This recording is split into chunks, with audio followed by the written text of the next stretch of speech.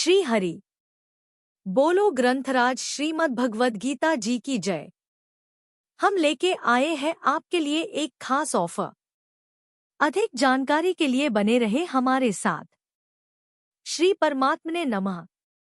गीता सुगीता कर्तव्या किमन्यः शास्त्र विस्तरः या स्वयं पद्मनाभस्य मुख पद्माद्विनयः श्रिता। अथ ध्यानम्। शांताकारं भुजग शयनं पद्मनाभं सुरेशं विश्व आधारं गगन सदृशं मेघवर्णं शुभांगम।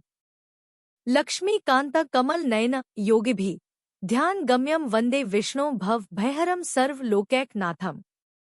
यं ब्रह्मा वरुणेन्द्र रुद्रमृतः स्तुन्वन्ति दिव्यैः स्तवैर्वेदैः सांग पद क्रमोपनिषदे गायन्ति यं सामगाः।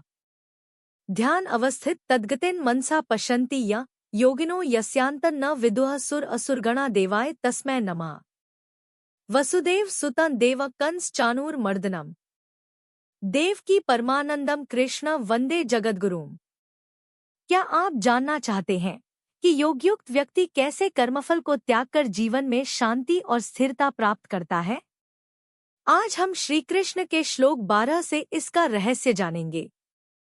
पिछले श्लोकों में हमने सीखा कि योगी अपने शरीर, मन और बुद्धि के माध्यम से निष्काम भाव से कर्म करता है और आत्मा की शुद्धि प्राप्त करता है। योगयुक्तो विशुद्धात्मा विजितात्मा जितेंद्रिया सर्वभूतात्मा भूतात्मा कुर्वन्नपि न लिप्यते। अर्थ, जो योग में स्थित है, जिसकी आत्मा शुद्ध है, जिसने अपने मन और इंद्रियों को वश में कर लिया है और सभी प्राणियों के साथ एकता का अनुभव करता है, वह कर्म करते हुए भी पाप में लिप्त नहीं होता। व्याख्या। इस श्लोक में श्री कृष्ण बताते हैं कि एक योगयुक्त व्यक्ति अपने कर्मों को निष्काम भाव से करता है। वह मन, इंद्रियों और आत्मा पर विजय प्राप्त कर चुका होता है। उसके लिए सभी जीवात्माओं में एक ही ईश्वर का वास है। इसलिए वह सांसारिक बंधनों से मुक्त रहते हुए भी अपने कार्य करता है। भगवद गीता अध्याय 5 श्लोक 12। कर्म फल के त्याग से शांति और कामना से बंधन। श्लोक 12। युक्तः कर्मफलं त्यक्त्वा शान्तिमाप्नोति नैष्ठिकीम् अयुक्तः कामकारेण फले सक्तो निबध्यते। उच्चारण की विधि। युक्तः कर्मफलम त्यक्त्वा शांतिम आपनोति नैष्ठिकीम् अयुक्तः कामकारेण फले सक्तः निबध्यते। 12। युक्तः अर्थात कर्मयोगी, कर्मफलम अर्थात कर्मों के फल का, त्यक्त्वा अर्थात त्याग करके, नैष्ठिकीम अर्थात भगवत प्राप्ति रूप, शांतिम अर्थात शांति को, आपनोति अर्थात प्राप्त होता है, और अयुक्तः अर्थात सकाम पुरुष, कामकारण अर्थात कामना की प्रेरणा से, फले अर्थात फल में, सक्तः अर्थात आसक्त होकर, निबध्यते अर्थात बंधता है।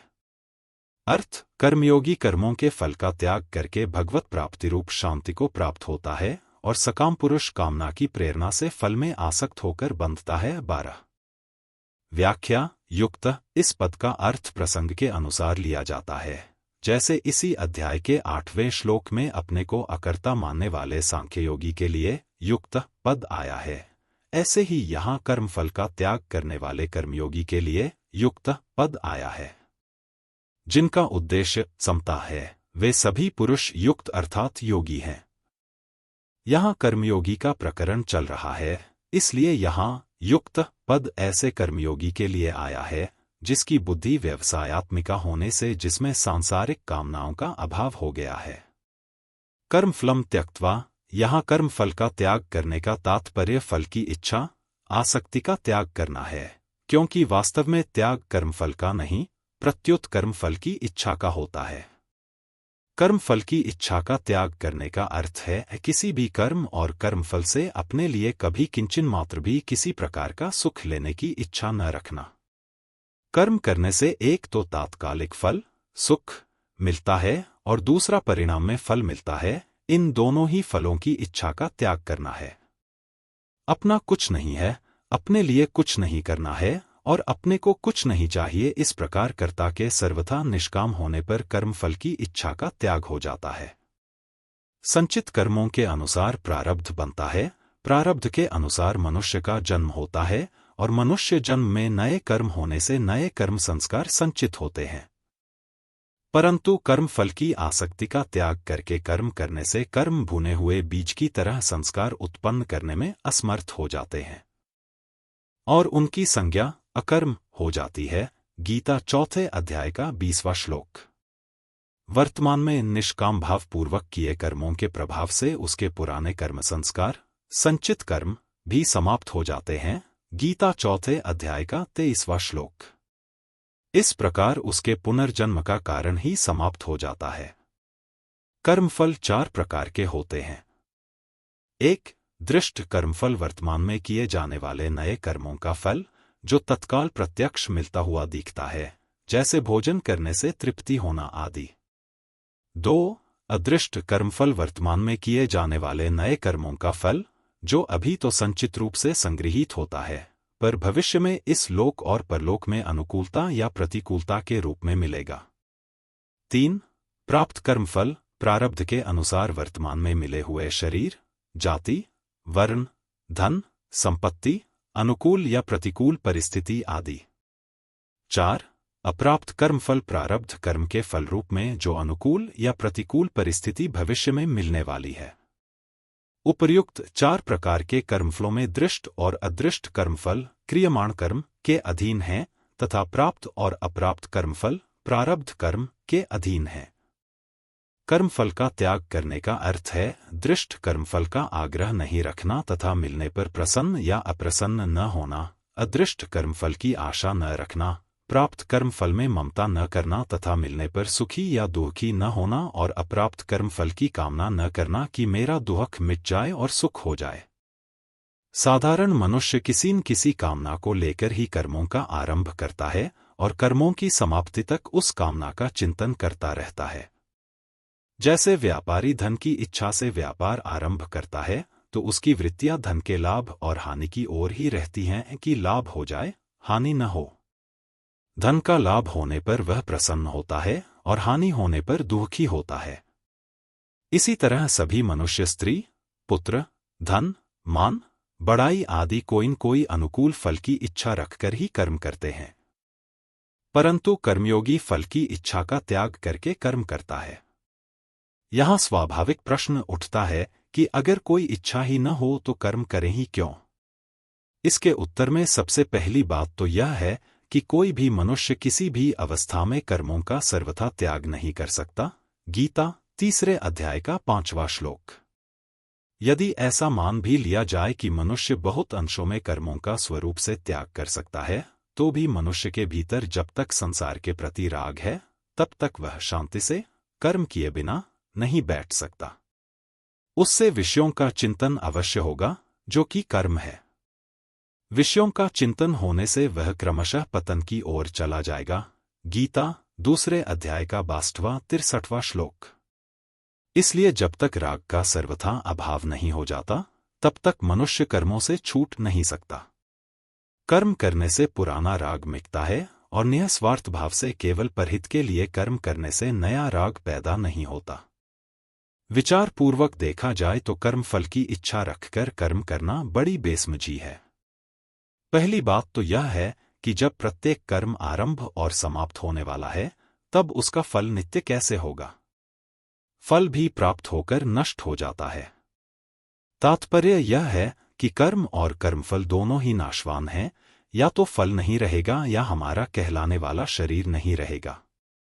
दूसरी बात, इच्छा रखें या न रखें, जो फल मिलने वाला है वह तो मिलेगा ही। इच्छा करने से अधिक फल मिलता हो और इच्छा न करने से कम फल मिलता हो, ऐसी बात नहीं है। अतः फल की कामना करना बेसमझी ही है। निष्काम भाव से अर्थात फल की कामना न रखकर लोकहितार्थ कर्म करने से कर्मों से संबंध विच्छेद हो जाता है। कर्मयोगी के कर्म उद्देश्यहीन अर्थात पागल के कर्म की तरह नहीं होते, प्रत्युत परमात्म तत्व की प्राप्ति का महान उद्देश्य रखकर ही वह लोकहितार्थ सब कर्म करता है। उसके कर्मों का लक्ष्य परमात्म तत्व रहता है, सांसारिक पदार्थ नहीं। शरीर में ममता न रहने से उसमें आलस्य, अकर्मण्यता आदि दोष नहीं आते, प्रत्युत वह कर्मों को सुचारू रूप से और तत्परता के साथ करता है। मार्मिक बात। जिन कर्मों को करने से नाशवान पदार्थों की प्राप्ति होती है, वे ही कर्म निष्काम भावपूर्वक एकमात्र परमात्म तत्व की प्राप्ति का उद्देश्य रखकर लोकहितार्थ करने से नित्य सिद्ध परमात्म तत्व की अनुभूति में हेतु बन सकते हैं। तीसरे अध्याय के 20वें श्लोक में कहा गया है कि कर्मों के द्वारा ही जनकादि कर्मयोगियों को परमात्म प्राप्ति रूप सिद्धि मिली, और छठे अध्याय के 3 श्लोक में कहा गया है कि योग में आरूढ़ होने के लिए कर्म करना आवश्यक है। इन सब बातों से यह अर्थ निकलता है कि परमात्म तत्व की प्राप्ति कर्मों से होती है। पार्वती, मनुष्य रूपा आदि को भी तपरूप कर्म से भगवत प्राप्ति हुई। यह बात भी आती है कि जप, ध्यान, सत्संग, स्वाध्याय, श्रवण, मनन आदि साधनों से तत्व का साक्षात्कार हो जाता है। इसके विपरीत ऐसी बात भी आती है कि तप आदि कर्मों से भगवत प्राप्ति नहीं होती।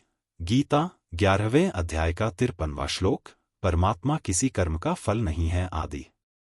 इन दोनों बातों में सामंजस्य कैसे हो? इसका समाधान है कि वास्तव में परमात्मा की प्राप्ति किसी कर्म से नहीं होती। वे किसी कर्म का फल नहीं है। परमात्मा प्रत्येक देश, काल, वस्तु, व्यक्ति, घटना, परिस्थिति आदि में सदा सर्वदा विद्यमान है। वे सदा सर्वदा सबको प्राप्त हैं और सभी प्राणियों की सदा सर्वदा उन्हीं में स्थिति है। परमात्मा से कोई भी मनुष्य कभी अलग था नहीं, है नहीं, होगा नहीं और हो सकता भी नहीं।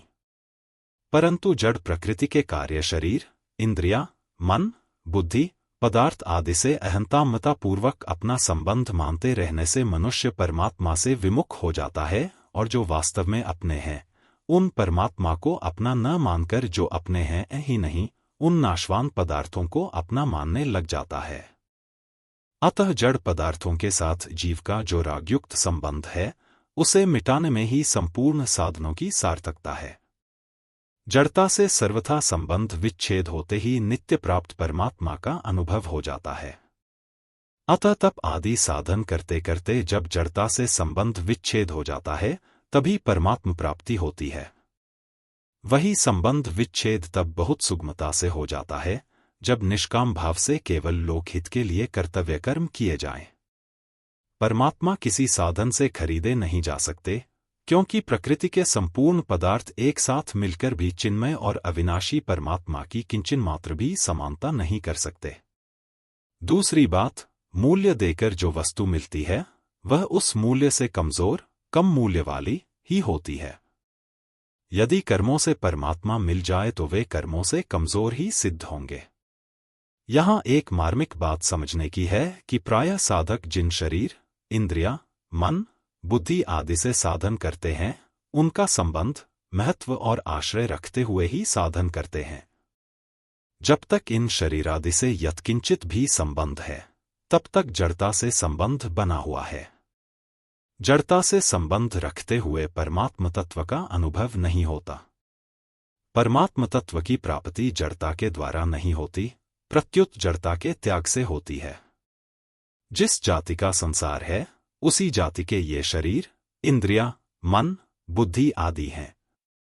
अतः इन्हें संसार का ही मानकर संसार की ही सेवा में लगा दे, जो कर्मयोग है। परंतु इन शरीर आदि से किंचन मात्र भी अपना संबंध न माने, इन्हें महत्व न दे, इनका आश्रय न रखे, क्योंकि असत से संबंध रखते हुए असत की सर्वथा निवृत्ति नहीं हो सकती।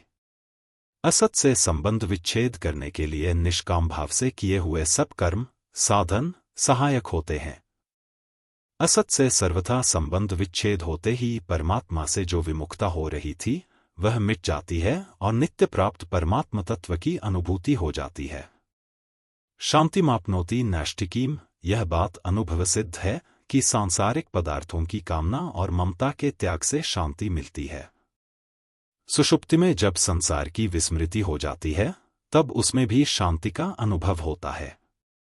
यदि जागृत में ही संसार का संबंध विच्छेद, कामना ममता का त्याग हो जाए, तो फिर कहना ही क्या है। ऐसे ही नींद आने, किसी कार्य के पूरा होने, लड़की का विवाह होने आदि से भी एक शांति मिलती है। तात्पर्य है कि सांसारिक कामना, ममता और आसक्ति का त्याग करते ही शांति प्राप्त होती है। परंतु इस शांति का उपभोग करने से अर्थात इसमें सुख लेने से और इसे ही लक्ष्य मान लेने से साधक इस शांति के फलस्वरूप मिलने वाली नैष्ठिकी शांति अर्थात परम शांति से वंचित रह जाता है। यह नैष्ठिकी शांति परमात्म प्राप्ति रूप ही है। इसे ही गीता में कहीं शाश्वत शांतिम 9:31 पद से, कहीं परांग शांतिम 4:39-18 62 पदों से और कहीं शांतिम 5:29-2 70 से 71 पदों से भी कहा गया है। कारण कि यह शांति ध्येय नहीं है, प्रत्युत परम शांति का कारण है। योगारूढ़स्य तस्यैव शमः कारण मुच्यते, गीता 6:3। संसार के संबंध विच्छेद से होने वाली शांति सत्वगुण से संबंध रखने वाली सात्विकी शांति है। जब तक साधक इस शांति का भोग करता है और इस शांति से मुझ में शांति है इस प्रकार अपना संबंध मानता है, तब तक परिच्छिन्नता रहती है। गीता 14वें अध्याय का 6वां श्लोक। और जब तक परिच्छिन्नता रहती है तब तक अखंड एकरस रहने वाली वास्तविक शांति का अनुभव नहीं होता। अयुक्तः कामकारेण फले सक्तो निबध्यते, जो कर्मयोगी नहीं है प्रत्युत कर्मी है, ऐसे सकाम पुरुष के लिए यहाँ अयुक्त पद आया है। सकाम पुरुष नई नई कामनाओं के कारण फल में आसक्त होकर जन्म मरण रूप बंधन में पड़ जाता है। कामना मात्र से कोई भी पदार्थ नहीं मिलता, अगर मिलता भी है तो सदा साथ नहीं रहता। ऐसी बात प्रत्यक्ष होने पर भी पदार्थों की कामना रखना प्रमाद ही है। तुलसीदास जी महाराज कहते हैं, अंतहु तो ही तजेंगे पामर तू न तजय अभी ते, विन्य पत्रिका 198। इसका अर्थ यह नहीं कि पदार्थों को स्वरूप से छोड़ दें। अगर स्वरूप से छोड़ने पर ही मुक्ति होती तो मरने वाले, शरीर छोड़ने वाले सभी मुक्त हो जाते। पदार्थ तो अपने आप ही स्वरूप से छूटते चले जा रहे हैं। अतः वास्तव में उन पदार्थों में जो कामना, ममता और आसक्ति है उसी को छोड़ना है। क्योंकि पदार्थों से कामना मता आसक्ति पूर्वक माना हुआ संबंध ही जन्म मरण रूप बंधन का कारण है। कर्मयोग के आचरण से, कर्मों का प्रवाह केवल परहित के लिए होने से यह माना हुआ संबंध सुगमता से छूट जाता है। परिशिष्ट भाव वास्तव में मुक्ति के लिए अथवा परमात्म प्राप्ति के लिए साधन करना भी फलासक्ति है। मनुष्य की आदत पड़ी हुई है कि वह प्रत्येक कार्य फल की कामना से करता है।